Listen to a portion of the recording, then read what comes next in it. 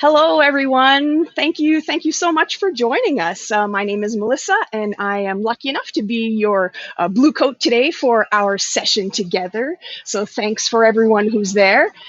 Before I begin, I would like to acknowledge that I'm in Sudbury. I am on the traditional and ancestral lands of the Atikameksheng, Anishinaabeg, and Wanapitei First Nation. I would also like to acknowledge the Métis Nation for their cultural and economic contribution in this area. These lands sit in the Robinson-Huron Treaty Area, and as we are all treaty people, it is important for us all to be thinking about what treaty area we live in and are an active part.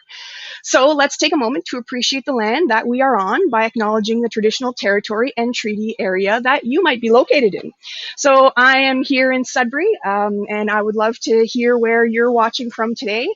I have a helper with me today. Her name is Renata, and she Hi, is going to everybody. be helping me out monitoring the comments and the chat. Sometimes it'll be hard for me to answer questions in the chat because I'll be doing something, so she can pop in and pass your questions along to me. So if you have any questions along the way, I would love to hear them. So I see someone from Toronto, someone from Etobicoke, someone from Sudbury. So great to see everyone today.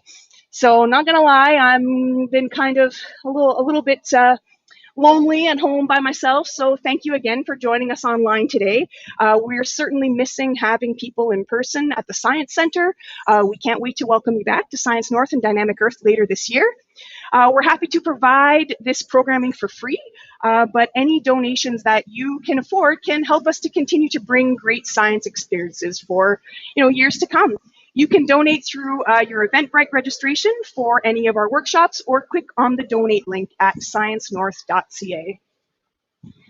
So let's get going with some of our experiences. This is Mentos with Melissa, right? We're going to be doing some Coke and Mentos or Pop and Mentos experiments.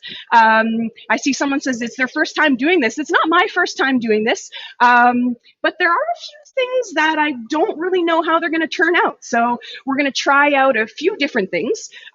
This Pop and Mentos experiment or demonstration is a fun way for us to be curious about things that are happening in the world around us, and it's fun to get to look at it from like a science framework. It's really important that people everywhere have sort of a basic understanding and trust in science. So we're going to look at this Pop and Mentos from sort of our science lens. So I already set something up right here, and I'm going to turn my camera down a little so you can all see it. So I've got a bottle. I've got a 2-liter pop bottle right here. I decided I would start off super Canadian. It's a ginger ale. It's a Canada Dry.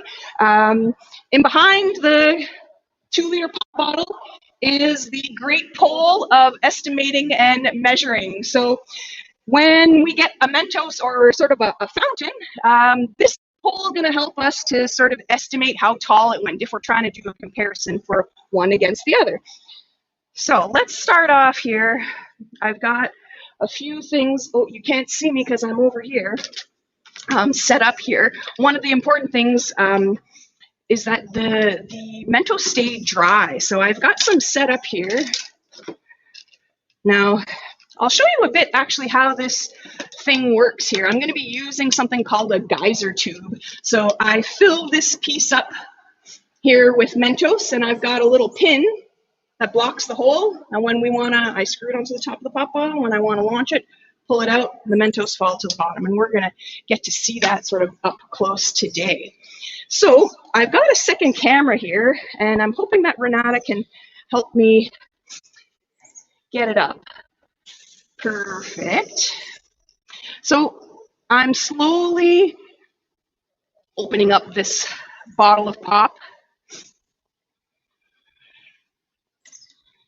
Now this is actually this is a little bit of a different Geyser tube. It's my favorite one. It's got 3 little holes through the top, and its pin mechanism is a little bit different, but this is the only one I have. So when we're going to be doing comparisons later, we'll be using the other Geyser tube. But I want us to get an idea about what this demonstration is all about before we explore it. So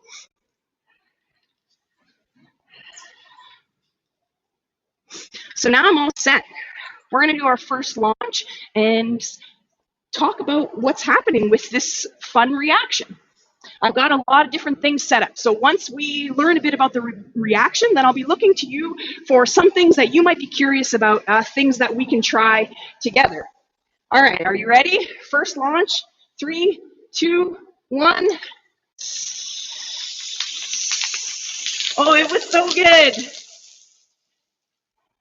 It vastly overshot my pole of measurement. Now this one I say is a little different because it does have the 3 holes. So I'm gonna show you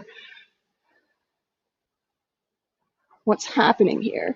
So you see we've still got Mentos at the bottom. The Mentos are down there and they're sending like plumes of bubbles up to the top.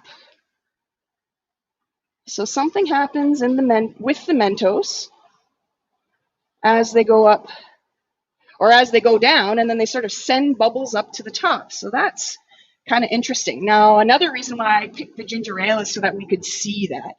We often hear it's like Coke and Mentos, but the dark pop makes it a little bit more difficult to see what's happening. So we had some kind of reaction here. Now, a lot of times we say we can break up reactions into 2 groups. We have like physical reactions and we have chemical reactions. So does anyone have a guess about what kind of reaction this might be? Does anyone have a guess? So if you want to put your guess, you can stick your guess into the comments.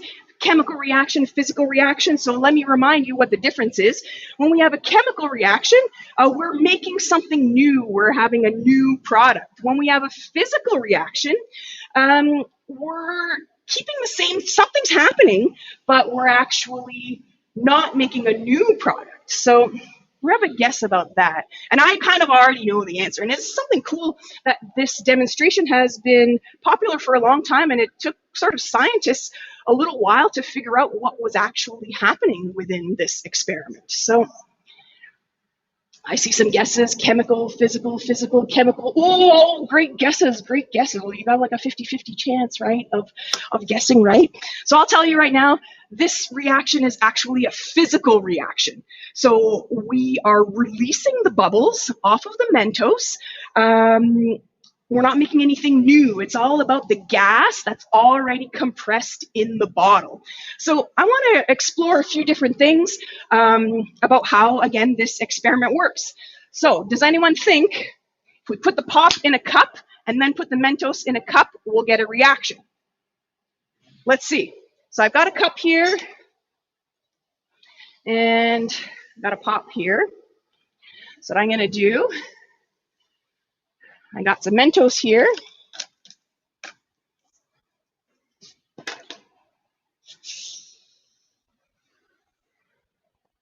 Has anyone ever tried to do this experiment at home? Has anyone ever seen a YouTube video, or maybe not a YouTube, just any video in general, where someone has tried to do the pop and Mentos? It doesn't always work, right? I've seen a lot of people try to fill up a bathtub full of pop and then glue Mentos to themselves and then sit in the pop, and then that doesn't really work. So let's see what happens here. So I'm going to pour out the pop. So actually, you're seeing a lot of fizz. That was a little bit of a hard pour. We're seeing we've lost a little bit of the gas already as we're pouring it out. So let's see what happens when we add the Mentos just right into the. So we're getting the same sort of reaction, but not with the same power, right? And that's because we lost a lot of the gas as we're pouring. So the pop and Mentos reaction really happens because of the carbonation. So the fizz that's already inside the pop gets released really quickly. So let's kind of, there's a few things that we can do and we can experiment with. But another thing that I want to show you is a little bit about the surface of the Mentos. So Renata, can you pull up the pictures of the Mentos, the zoom in pictures of the Mentos? Okay, so I had a little lens for my camera and I was able to take some sort of zoomed in pictures of some Mentos. So this is a mint Mentos and that's what I used right here. You can see at 10 times magnification, even though when you eat a Mentos, it feels really smooth inside of your mouth. When you zoom in on it, it's a lot rougher than you think. So its surface is like pitted. Can you skip to the next magnification? Perfect. Okay, so this is just a little bit more zoomed in. And we can see that the surface is all bumpy. Now, what happens when those Mentos land inside of the pop is that the bubbles from the pop get attached to those little rough spots. So these are mint Mentos. Now, the next image is of a fruit Mentos. So Mentos, they've got like a candy coating. It's a little bit chewy on the inside. We can see the roughness a little bit more on the fruit ones because of the color. Now, again, so this is again just a little bit more zoomed in. So when these Mentos land inside the pop, bubbles collect around it. Now, if you've ever like gone swimming, I hope you've probably gone swimming, you blow a small bubble underwater and it goes up at a certain speed. But if you go blow like a really big bubble of air underneath the water, that bubble of air is going to go up a lot more quickly. So the surface of the Mentos collects the bubbles and makes them go up more quickly. So I have a few different things here. And actually, how about I'll turn my camera so you all can see that here.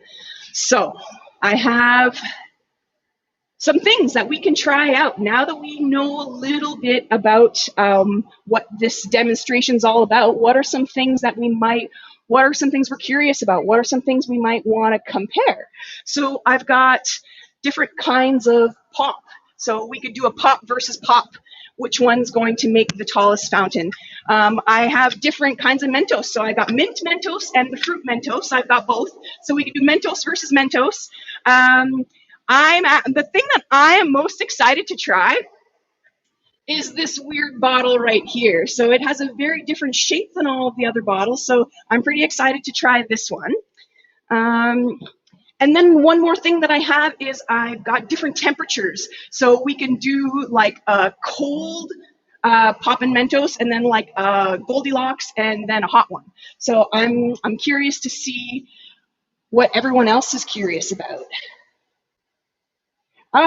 Yes, I do have a sparkling water. So that's the carbonated water. That's the one that I'm excited to try out. So let's see. I think everyone else, well, I want to save this one. This is the one I'm like pretty excited to try out. We will get to that one. Another one that I'm actually really excited to try out is like the cold and the medium and the hot. And I'm a little worried that my hot bottle is just getting colder the more time goes on. So I'm actually going to just set that one up. So what do we know about temperature and reactions? Do we think that a colder pop is going to be better or sort of medium or hotter? Let's sort of make our hypothesis. Our hypothesis is sort of like our prediction, our educated guess. So I'm going to set up, so I've got the cold here. And then I'm going to put the sort of the medium, like room temperature. So the cold one I put in the fridge. The medium one is at room temperature. The hot one I put in a water bath. So actually, I'll show you. I got a thermometer here. So first one, we got 8 degrees. Second one, 15.9, 16.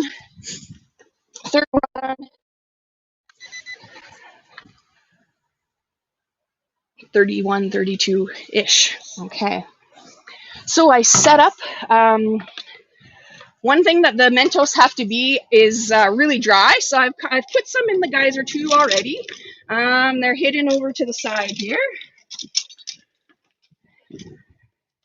And I'm going to try to launch all these 3 kind of at the same time. So I've got to put the pins in each of my Geyser tubes.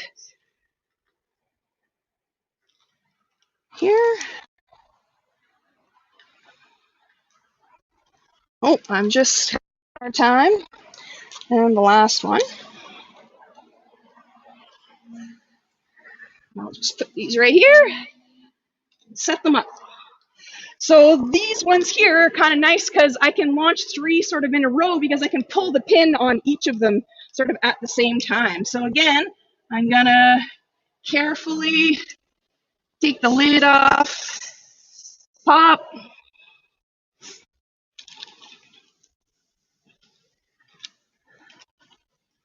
So one thing, I have done a cold pop before, so I already kind of know what's going to happen. One thing that I have never done before is a hot pop.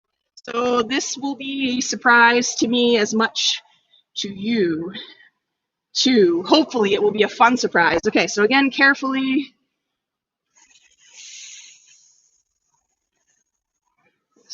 Right here. Now, you'll notice I'm always opening the bottle right before I put the Geyser tube on. And that's kind of on purpose. If you open the bottle too far ahead of time, then you sort of lose all the fizz. And the fizz is important. That's really what's sort of carrying our reaction. Okay. Oh no, that one went too early.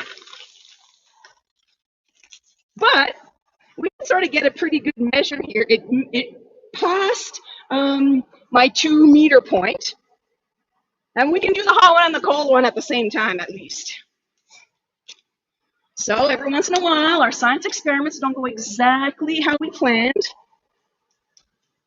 but it's still fun. Okay, so now I'm actually gonna, okay, the hot pop didn't really do anything different than the others as I opened it.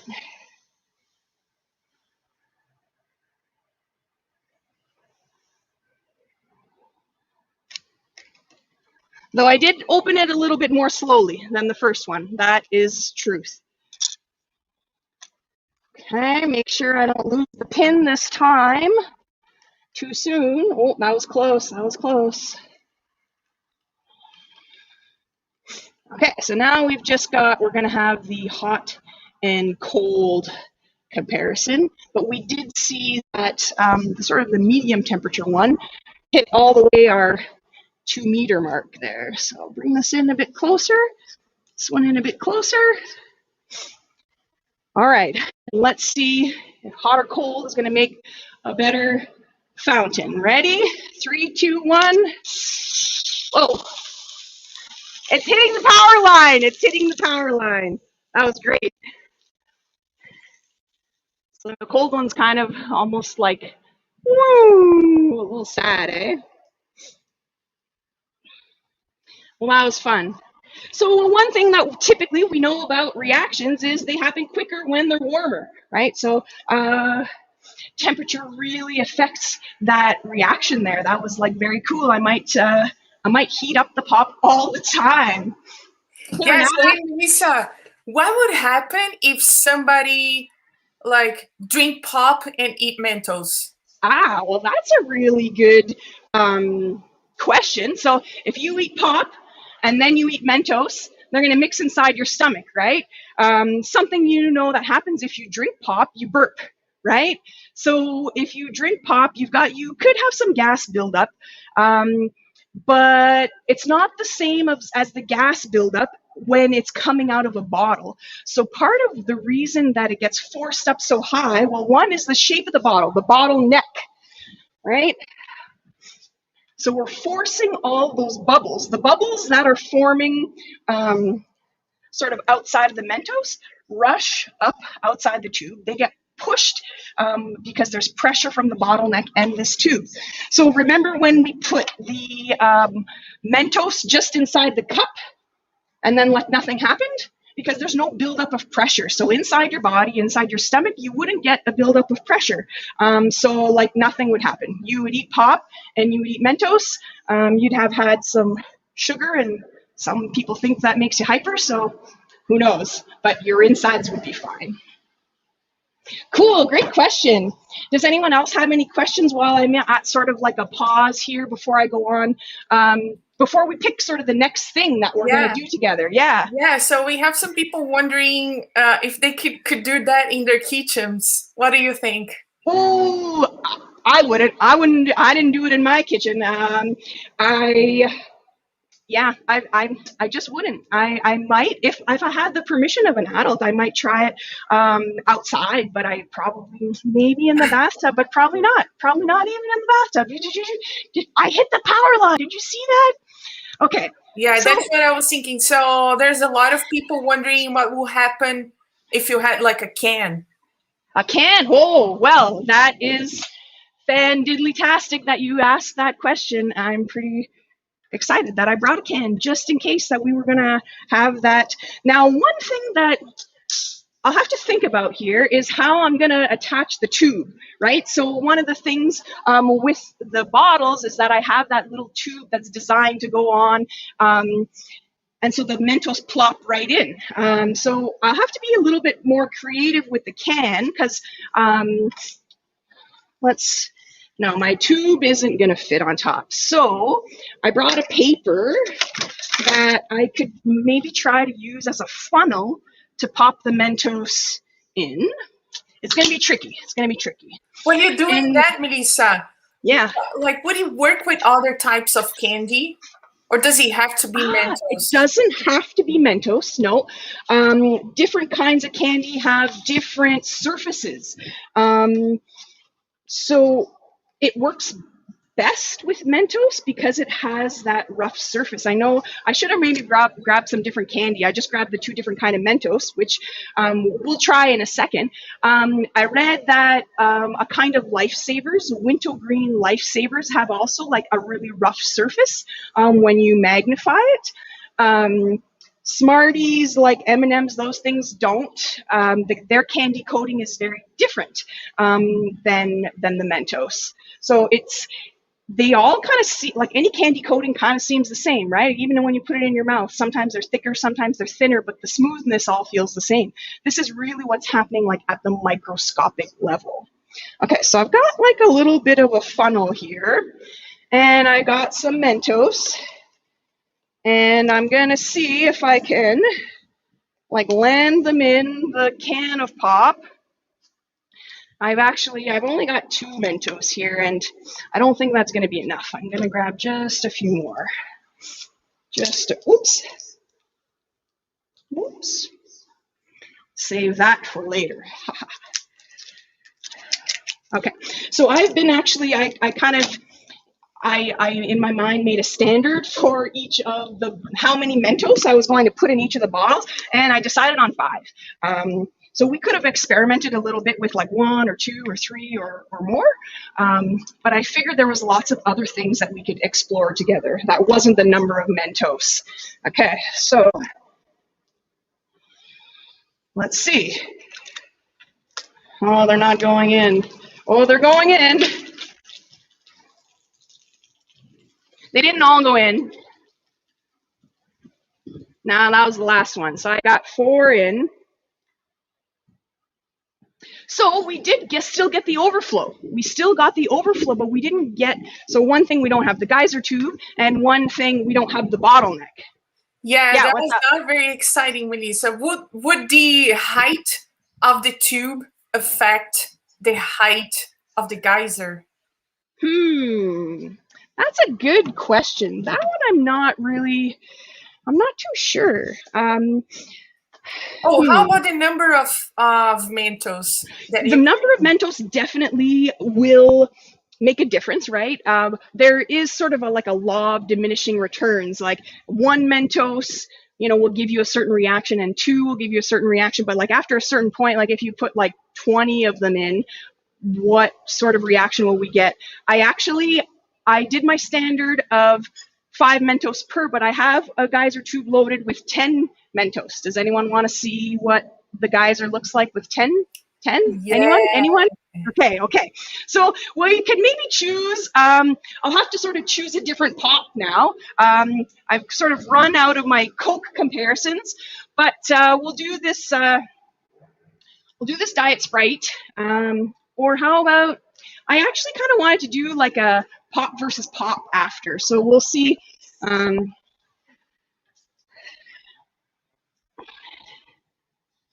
so here I've got the Diet Sprite. Now, one of the reasons, there's different reasons, different theories of why people use a diet pop versus like a full sugar pop. Pops with a lot of sugar, their liquid is heavier, so it's actually harder for the bubbles to push out. I don't like to use normal pop because it's too sticky. It makes too much of a mess. So that's like that's my main reason. Because like, Lisa, are you gonna use 10? I am gonna use 10. We have a lot of requests for 20, but I don't think we can do that. Eh? No, I can't. The most I can fit in is 11. So I can do 11. That's as big as the tube will go. We'll see if I can. Oh, I can't quite get 11. My launch pin won't go in. So 10. That's 10. 10's the max, guys. 10's the max. So again, I'm gonna pull this off here. Set back up this one here. Okay. I just want to make sure. Okay. I think we're set. Everyone's ready for 10? All right. 3, 2, 1. I didn't hit the power line. It's not quite as good as the hot pop. But if I wanted to do a real comparison, one of the things, in order for us to make conclusions when we're doing a science experiment, if we want to compare one thing to another, we need to stay consistent. We can't change too many variables, as they're called, because then we don't really know which one is responsible for the change. So maybe it was because I used Diet Sprite, but if I wanted to do, like I said, a real comparison, I need to use Diet Sprite with 5 and Diet Sprite with 10, and that would give us, sort of a better idea. Because right now I don't have the same baseline, but I do only have so many bottles of pop. So, is anyone curious about a pop versus pop, or Mentos versus Mentos? So I have set up fruit versus mint, or Diet Pepsi versus Diet Coke. Oh yeah, Lisa. We had some people wondering here, what if you use Sprite instead of Coke? So I guess it's a good time for that one. Okay, perfect. So I'll do, sort of like a pop versus pop right now. I've got, we'll do the Diet Coke. We've done the Diet Coke already, but we compared the temperatures on the Diet Coke. We can do a Diet Pepsi. I got a Diet Pepsi. And then like a Diet, this is like a Diet Spritz Up. It's like a clear pop. Okay. And I'm going to try again to stay consistent with the candy. So let's see what I've got left over here.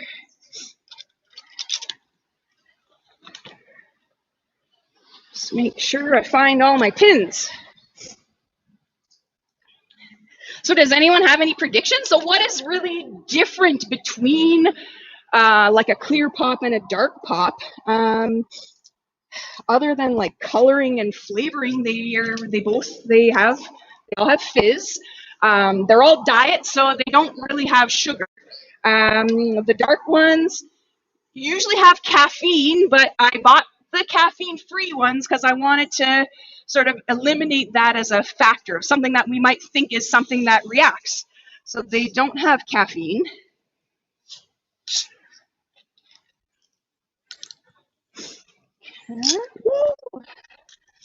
Make sure, don't want any to launch off too soon again. So which one is your favorite there, Melissa? Oh, which one that I think? Yeah. I think it's gonna be the Diet Coke. Well, only because like you always hear Coke and Mentos. A lot of people say Coke and Mentos. Well, I guess because in some places in the world they call all pop Coke. Some places they call it soda. But I think there's something about the Coke, but I'm not really 100% sure again. Let's see. And one thing that I can also double check, So remember, we did all of the different temperatures, so I can double check and see if these are roughly the same temperature. They should all be because they were all stored together in the same place. In my living room. Okay, so now we've got the Diet Pepsi loaded, and the last one. So I ran out of my preloaded mints here. So these are fruit Mentos right now, but all three have fruit Mentos. So that's not a change in between. Right now, the change we have is the kind of pop. So science kind of gives us a framework. It gives us a method to explore our different curiosities and then kind of make conclusions about them. And that's a thing that I really like. All right, I'm all set. Is everyone ready for this one? All right, 3, 2, 1.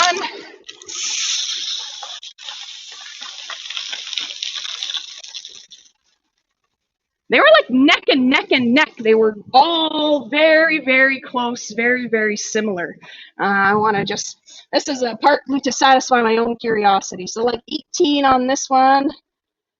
The Diet Pepsi was a bit colder, like 16 degrees. Oh, and the Diet Spritz Up was actually about the same temperature, so 16 degrees. So not too much variation there in the temperature. Yeah, so Melissa, some people are wondering, what if you combine two different types of Mentos? Of yeah, pop? Pop? Well, as soon as you pour the pop out of the bottle, you're losing a lot of the fizz. So whenever you think you're going to pour it out into a different vessel, you've lost a lot of the fizz. So if a half and half pop kind of existed, I don't really think there would be much difference. But if I tried to make a half and half pop again, I would have to pour some out and pour some in. And as I'm doing that, all of the bubbles are escaping and they can't make that big rush to the top. So probably it wouldn't be that exciting. That's really cool. What if the Mentos are cut in half? What if the Mentos are cut in half? That is also a really good exploration. So the outside of the Mentos is what actually has the pits and causes I forgot to tell you what it's even called. It's called nucleation. So when those bubbles it's called a nucleation site. So basically it's like a little cave that the bubbles can start to join each other in. So it's actually the outside of the Mentos that has that. But you know what? I can probably let me see if I can crush a few Mentos and we can try it out. So the middle is smoother. Another thing that happens is they don't fall to the bottom as quickly when they are broken up. So another reason why the Mentos reaction is so good compared to other candies is because they just have the right weight. They just fall down really well, and then the bubbles start to form from the very bottom and then rush up and out. So let's see. Would you be able to drink that later, Melissa? Yeah, you can. So there's nothing. It's all there's nothing bad in it, right? It would just be like pop that tastes a little minty. So I'm struggling here to crack these Mentos. I don't think I'm going to be able to do that one, my friends, unfortunately. So, but a good sort of curiosity. One thing that I do have that we can try, something that I've heard works a little bit that gives a nucleation site is table salt. So you can just add salt in pop and it gives the same sort of surface area as the Mentos. So the bubbles can attach and then rush up out of the bottle. Yeah, so would it work with all types of fizzy drinks? As far as I know, yes. Yeah. So I do have a carbonated water that we're going to try in a second. So it's all about the fizz and the kind of candy. So it should work with all kinds of fizzy drinks, as far as I know. So I've got, maybe we'll try, this is tonic water. So it's just another clear sort of pop that is fizzy.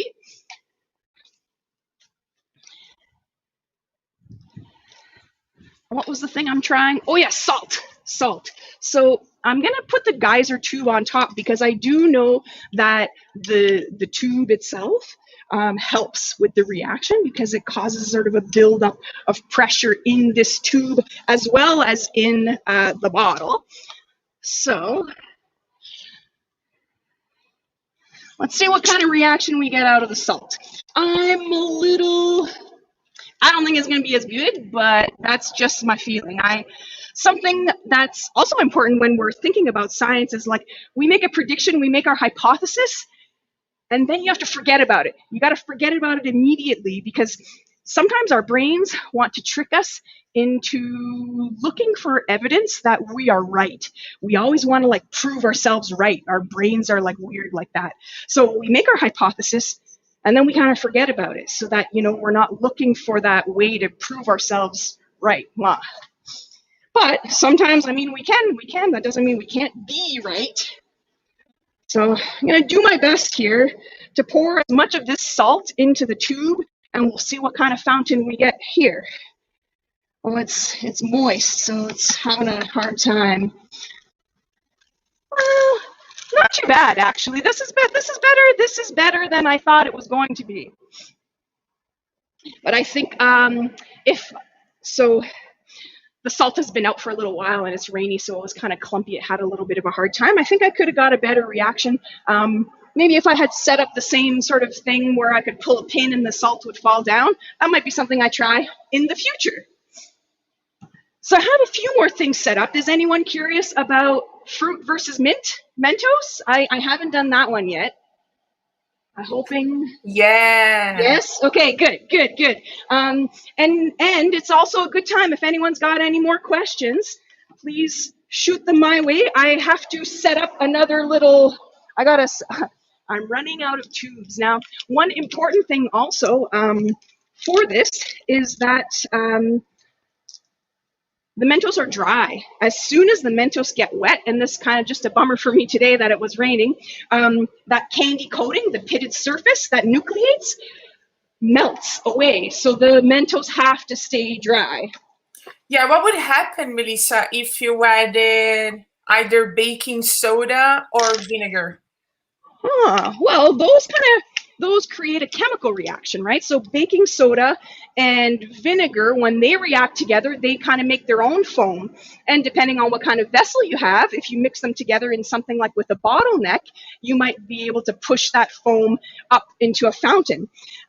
So this is a physical reaction, and that is a chemical reaction. So we would be adding a lot of different things at play. I'm not 100% sure what would happen. I think if we added, so pop is already acidic. If we added vinegar, it would become more acidic. And then if we added baking soda to the pop, we might even get the same thing that happens with the salt, is that it rushes out. And then would we put in the Mentos too? That would be kind of crazy. So if I want to try this at home, what can I use instead of the tube? That's tricky. It's not one that I generally recommend trying at home. It's kind of messy. If you want, and you certainly need to have your adults' permission, you might want, you need something that makes sort of a good seal. That's tricky. So this screws onto the top, and it also has that pin mechanism where the Mentos drop. Maybe some other kind of tube you might be able to I'm thinking like a paper towel roll possibly, and then you cut a slit, and then you cut a section out, and then make it tighter.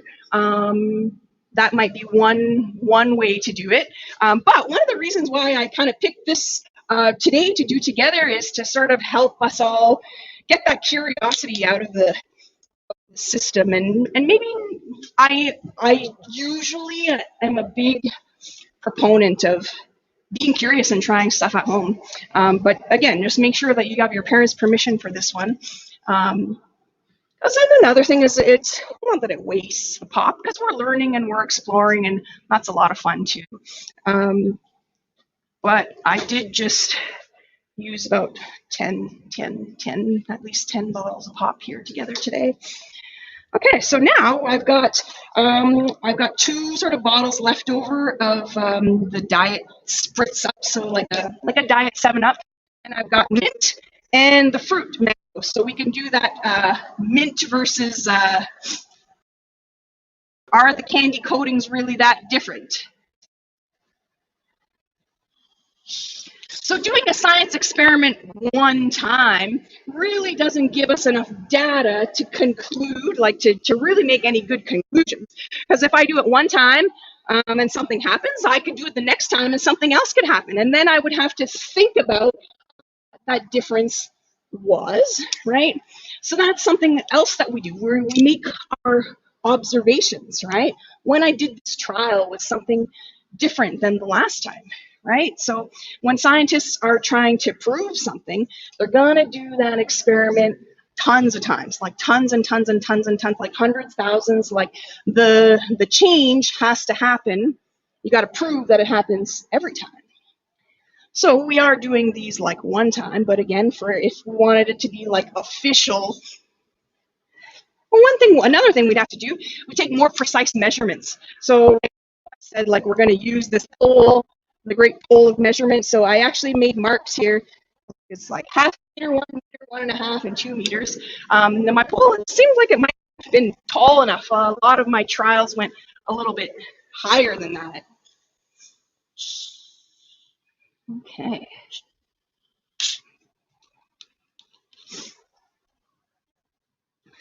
So this is the fruit side over here. And the mint side over there. Let's see. Any predictions? Anyone? So remember when we looked at the images that I took earlier, we saw the mint ones and the fruit ones, their surfaces are similar. Well, let's see if they're that different. Ready? 3, 2, 1. Really close. Like I wanna like neck and neck again. Well, let's see what else, if there's anything else I have here. Do we have anyone else that's got some questions? Yes. Yeah. Yeah, so what would happen if you shake up the bottle first? Okay, we can do that.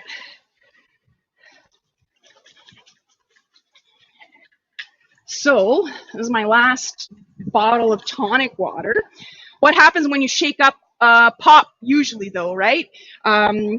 You're sort of increasing the pressure a little, you're letting the bubbles out. So if I shake it up first, that was a good question. I like to, within the limits of safety, encourage scientific curiosity. If someone asked me to try something dangerous, I probably wouldn't. So I have to load up another little tube and I have to dry it out. I forgot, I wanted to bring out some paper towel to dry out my tubes, but that's just what your blue coats are for. That's great. So I got a bit of sort of liquid on the inside here. I'm going to try to dry it out as much as possible so we don't lose any of our candy coating surface. And I got a feeling though, we might not get to the tube. We might not get that far, right? Have you ever shaken a pop and then opened it? Hopefully, never do it in the car. Never do it in the car. Do it in the car, Dad gets mad. So, I'm gonna load up again my little tube here. Okay, and we saw I shook it all up there. So let's try to get that lid and then get my tube in.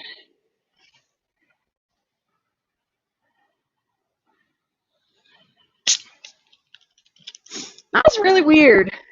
I was like not what I expected at all. I thought, like you saw me shake that. Did you see me shake that? I thought a lot of fizz was gonna come out before I even got to the tube, but it didn't. That was weird. I wanna try that one again.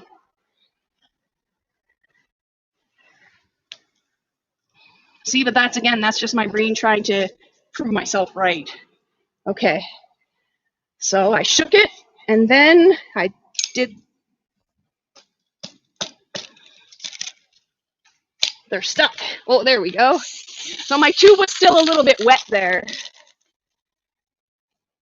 So I think that probably some of my candy coating might have been lost.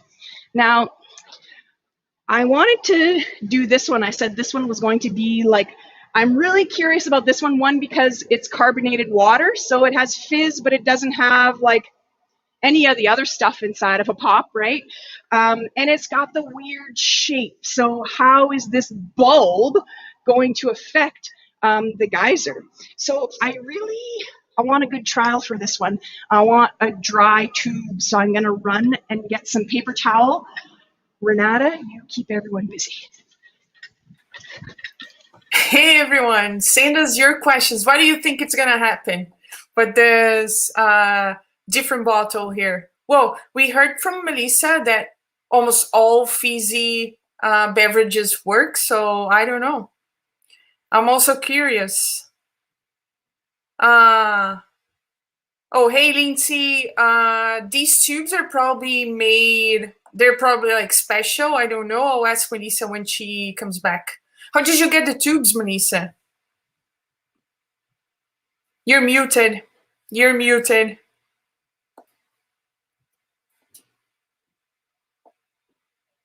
You're muted. No, muted.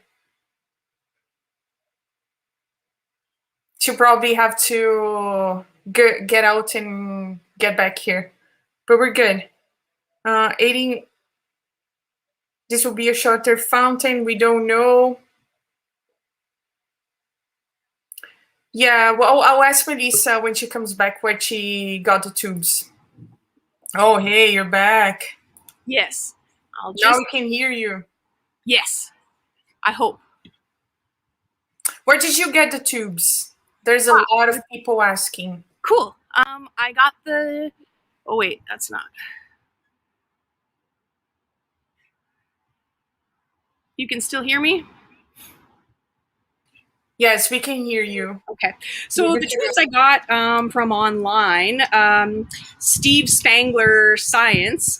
Steve Spangler is, he's like a TV personality. He's a science educator in the States. And he or his team of, they invent really cool like science gadgets for demonstrations and stuff. So you see I'm just putting the paper towel in nice and far. So they actually don't make this, I don't think they make this style of geyser tube anymore. So the newer ones are, the mechanism is a bit improved. So this is actually my favorite one, but I said I would only buy the new ones once the old ones were bad or broken and like they're still good. So I just only have this one. So it's got a different pin, but it also comes from the same kind of Steve Spangler science. So internet, geysertube.com, that's what that says. So okay, so I've got a pretty dry, a much drier tube than I had the last time. So what I'm gonna go check in here, what are our predictions about the weird bulb. And so one thing, I kind of wish I had a pop in this shape of bottle, right, to be able to compare, because I'm changing something. I'm changing obviously to tonic water, carbonated water, so it's like water, right? But what I'm really curious about is, like I said, this bulb shape, to see what happens. So I'm going to put that there. I didn't find there was actually a huge difference in between like the fruit and the mint, where we compared. So I'm gonna just take, I'm gonna load up some mints because I got them. I'm here just loading up some mints. Oops, I dropped one. Now load them in. Find my pin. It's important. So another kind of interesting thing about the geyser tube is it's got this like slidey bit. So once I pull the pin out, this slides back down over to cover that hole right there. So once I pull this, I do yes, just like that. Okay, so let's try this weird water. This is one of my favorite things about working at Science North is to get to kind of design demonstrations and experiments that support follow my own curiosity. I went to the grocery store this morning looking for some fizzy things, and then I saw this bottle and was like, cool, I want to try that bottle. So I'm really lucky that you all are here with me today. Okay, so I got one kind of, like, I want to say like problem already. The neck isn't the same size, so I'm not going to be able to screw on the geyser tube. So I might get a little bit more squirt back than usual. I might actually have to hold it. I'm debating how much I want to do that. So let's see. Are you guys ready? You guys think I should hold it on? Probably. If I hold it on, then we'll be able to build up much more pressure and get a little bit more sort of accurate depiction of this reaction. So I'll do it. I'll do it. I'll do it for you. All right. It's 3, 2, 1.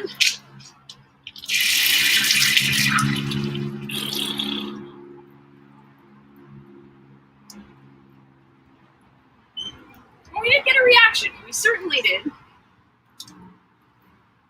can see here. The bubbles are different. The bubbles are different in the carbonated water. Like they even sound a little bit different. So a little bit of wah-wah. But hey, that satisfied my curiosity. So that was like actually what I was out for. I was curious. So before I sign off, that was actually the last thing. That was the last thing that I had for you guys today. Before I sign off, are there any more questions? I would love to do my best to, maybe the bottle's too tall. Maybe, yeah, there's a lot of different things at play. So when we get a result that we expect or a result that we don't expect, then we look back and see, well, what was different, right? Did more things change than I really just thought, right? So before I sign off again, if there are any good science questions, I'd love to do my best to answer those. But I want to thank everyone for being there again with me today. I'm going to go back and read all the comments that I didn't get to see. Like I said, I'm just like kind of lonely at my house by myself. So it's really great to see everyone there. So thank you again. Thanks, everyone. We'll see you tomorrow, hopefully.